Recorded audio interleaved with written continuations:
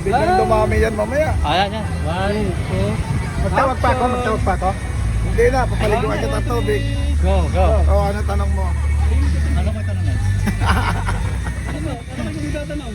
Sir, ano masasabi mo sa hearing kanina nila Gatchalian? Yon, yung hearing nila Gatchalian ay kwan yun, muro-muro hearing kasi wala naman talaga silang legitimacy sa committee ng Blue Ribbon Committee. Kaya sabi nga nila doon kanina, hindi daw po Blue Ribbon Committee yun, kundi consultative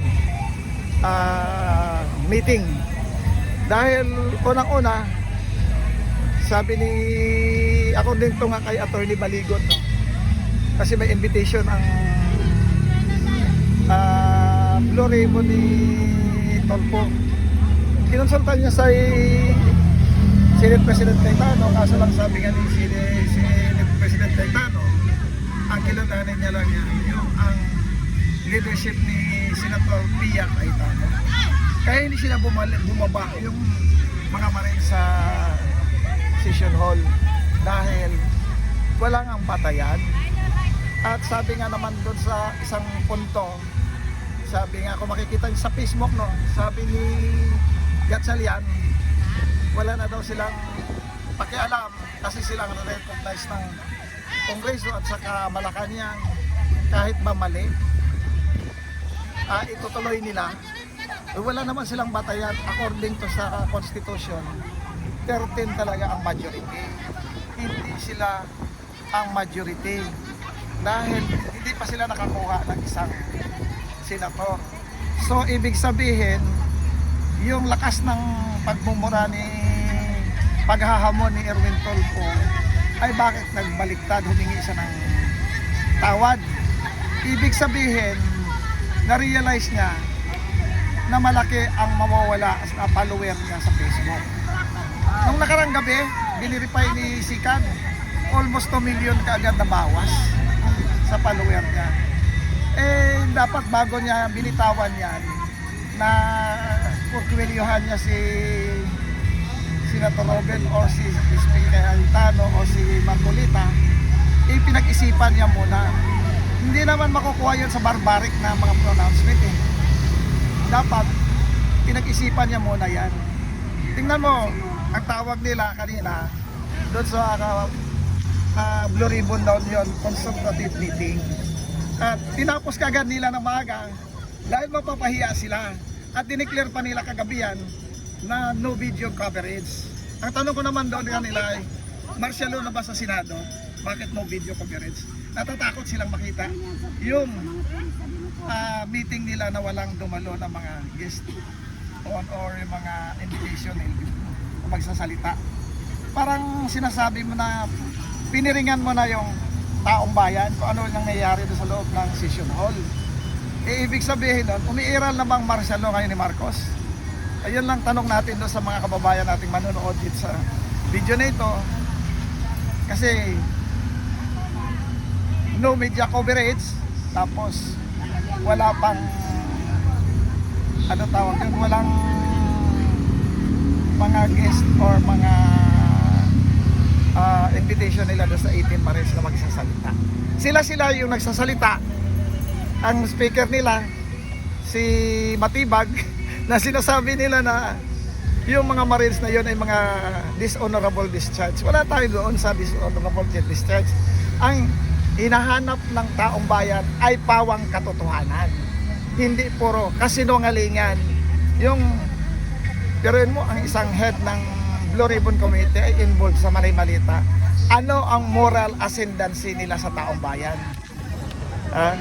Wala. Kasi ikaw mismong chairman ng Blue Ribbon sa paksyon ni Gatchalian mali-malita na tinanggap mo. So anong masasabi ng taong bayan doon? Iyan po ay walang katotohanan. Pwede mong questionin yung kanyang integrity bilang isang Blue Ribbon chairman. Pwede mong ma-influensyahan. Pwede mong sabihin na hindi ako kasali doon. Pero nakakahiya. Tapos tingnan nyo, maaga nilang tinapos dahil walang katotohanan, walang patutunguhan. Sige. Ginawa lang nilang dahilan yung earthquake sa Mindanao. Tapos na. Ayan lang po. Sir, sa tingin mo ba't si Erwin Tulfo yung itinalagang Blue Ribbon chairman? Ay hindi ko alam kasi dapat ang Blue Ribbon Chairman yan ay abogado. Kung dapat nilagay nila dyan si Kiko Matsing, si Kiko Pangilinan, abogado si Kiko eh. Wala pa kasing Blue Ribbon Chairman sa history ng Senado na hindi abogado. Yun lang. Sir, sa tingin mo kaya ho ba nang gagaliti ang mga Tulfo dahil may natanggap din sila mga mali-malitang pera? Natural. Hindi yan magagalaiti kung wala silang natanggap. Kasi hindi naman sila i-involve yan kung wala silang natanggap na mali-malita. Doon sa mga video nakikita sa sa mga sa mga social media na sangkot sila sa mga pampababae nila. Saan nila kinuha yung mga yung mga ibinabayad nila? Doon sa mali-malita sa pera ng taong bayan. Pero mo naman, kung sarili lang pera yan, hindi nilang, kung pinaghirapan talaga ng dugot pawis nila yan, bakit sila magbabayad sa babae? Ganon.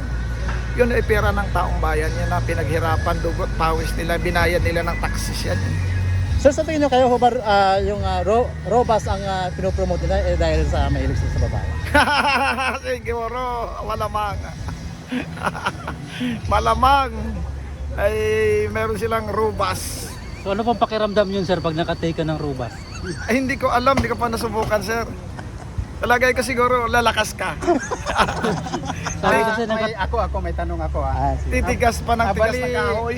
Sabi nila, itong investigasyon daw ni Senator Erwin Tulfo Ayan, ay para daw magiging kwan sila, yung tawag niyan, pabulaanan or magiging clear sila doon sa akusasyon tungkol sa malita.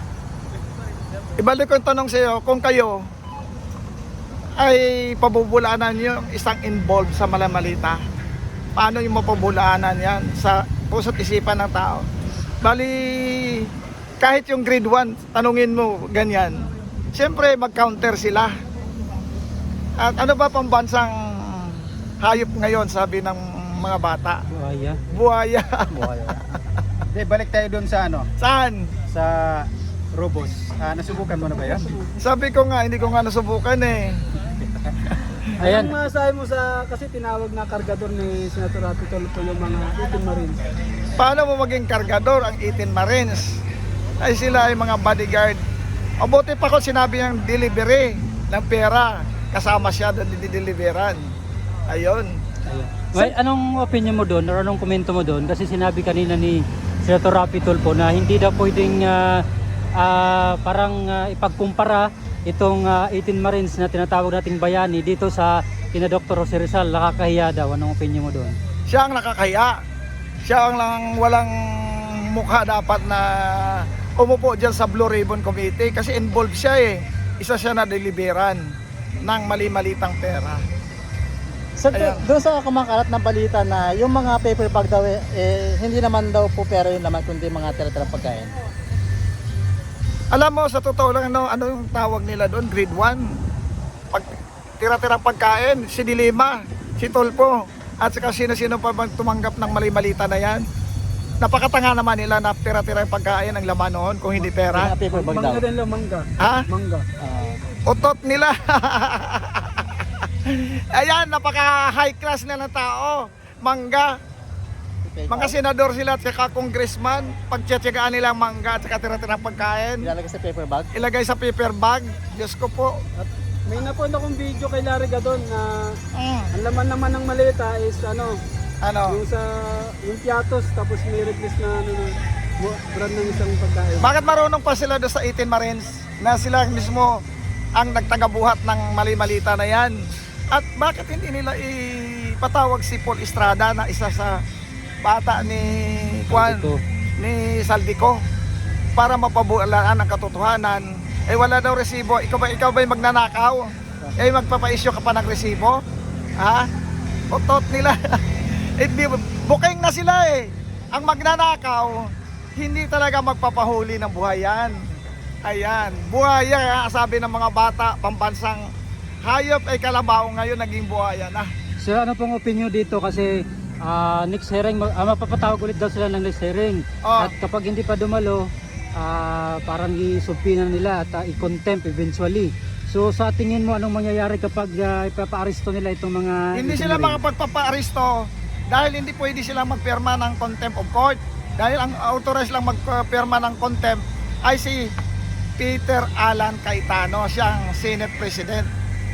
Eh sino bang Senate President? Si Juan ang magpipirma. Si Gatchalian, hindi naman siyang Senate President eh. Senate temporary siya eh. Wala nga silang 13, paano magiging mag-issue silang ganyan legal?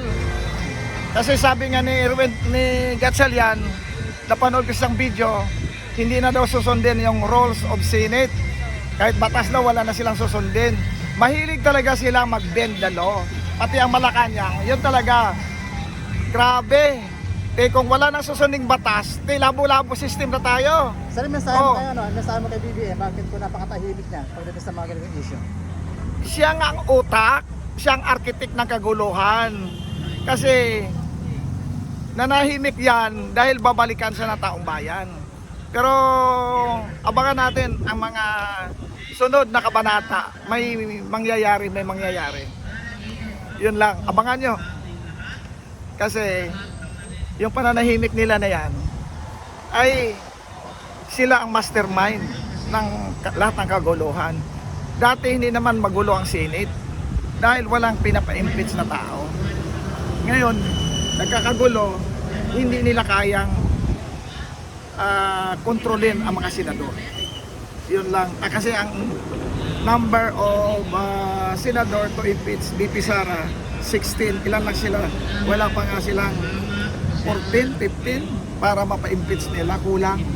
Kaya ang ganun ginagawa nila, ginigipit ang mga senador na kalaban nila o hindi nila kakampi. Ginagawa nila ng kaso, case build up nga sabi ni Senator Amy. Ayun. Pero may ikuan yan, may epekto yan sa kanila. Kasi yung tao, bayan sa kapaligiran, ay nakaready na yan. Isa pang move nila yan ay pupulutin sila lahat sa kankunan. Eh may balita pa nga nagsalita si BBM na dapat magsisyon na daw kasi manghingi daw siya ng supplemental budget. Ay bakit pa kailangan nila supplemental budget? Ubus na. Kaya naman nila mag-withdraw ng pera sa kaban ng bayan na walang supplemental budget. Kaya gusto niya na magpatawag ng ano daw. Ano pala ngayon? Oh, special session. Ano pala ngayon? June. Second quarter pa June lang. pa lang. Second quarter. Bakit kailangan nila ang supplemental budget? Ubos na ba pambayad nila sa mga congressman? Sa mga congressman at saka itong mga senatong na walang kaburusga ng pera ng taong bayan? Kaya kakita nyo, yung hearing nila kay Tano nung una, kung hindi sila naniniwala, bakit naniwala ang Amerika? Kinancel yung visa ni Romualdez. Ibig sabihin, effective. Kahit walang stenographic yan, pero recorded na yan sa puso't isipan ng tao na tumatak na. Kailangan mo ba yung stenographic yan pag ganyan? Na sinasabi ng mga 18 Marines. Bakit pag sinungaling ang 18 Marines, may makukuha ba silang milyon-milyon dyan? Wala, kapahamakan lang makuha nila dyan. Kaya bumulong nga kanina si Congressman Mike. Hindi na ako magtagal. May nagmamanman sa kanila doon sa mga Marines. Sige sir, ingatan mo sila. Buti tayo walang nagmamanman. Ay mayroon din. Hindi mo lang alam. Abangan natin susunod na kabanata. So wala na, thank you. Abangan natin Okay. yun na. Sir, salamat ha.